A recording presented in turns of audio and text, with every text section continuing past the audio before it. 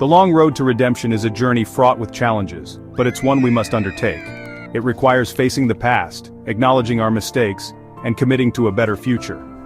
This path is not easy, but it is necessary for the preservation of democracy and justice. America stands at a crossroads, a pivotal moment in our history where the choices we make will define our future. The decisions we face now will determine whether we uphold the values of freedom and equality or succumb to the forces that seek to divide us. America is at a crossroads. For too long we have grown complacent, watching from the sidelines as the flames of division, greed, and authoritarianism consume the foundations of truth, justice, and democracy. We watched from afar, believing the inferno could never reach our doorstep. But now it's here, and the time for indifference has long since passed. We have been numbed down, dumbed down, and lulled into apathy. We mistook American exceptionalism for inevitability, forgetting that it was never divine providence but the product of hard work, collective sacrifice, and unwavering dedication to principles like justice and equality. We turned inward, becoming dispassionate toward those who didn't look like us, live like us, or share our experiences. We abandoned our posts as guardians of something sacred. Almost 100 million Americans didn't vote in the last election. Think about the staggering level of apathy it takes for so many to simply not care whether we remain a functioning democracy, whether our leaders are criminals or beholden to foreign adversaries, whether truth and justice endure or fade away. We watched as a man like Trump and his oligarchic allies dismantled reality for millions.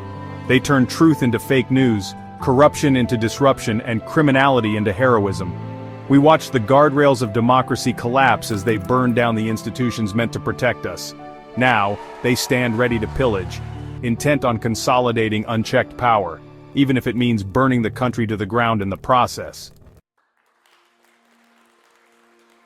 And here we are, left with the unenviable task of rebuilding faith, rebuilding trust, and rebuilding a coalition of citizens who understand that democracy cannot survive without vigilance, courage, and sacrifice. This is not the time for scapegoats or excuses about what others could or should have done. The challenges we face are bigger than any single election, administration, or political party. We are battling apathy, cynicism, and willful ignorance on a massive scale. It has become easier to manipulate the public with lies than to free them with the truth. And yet, the truth remains our most powerful weapon. Our mission is clear: to keep the truth alive in a sea of disinformation, to restore faith in each other, and to summon courage when it would be easier to walk away. It won't be easy, but it is necessary. We cannot rely on oligarch-owned media or institutions corrupted by greed. It is up to each of us to take responsibility, to build our communities, and to create meaningful dialogue with those who feel disengaged or disenfranchised. Not with shaming or "I told you so," but with compassion, connection, and a shared purpose. Every authoritarian, no matter how much power they amass, lives in fear of one thing: a united people.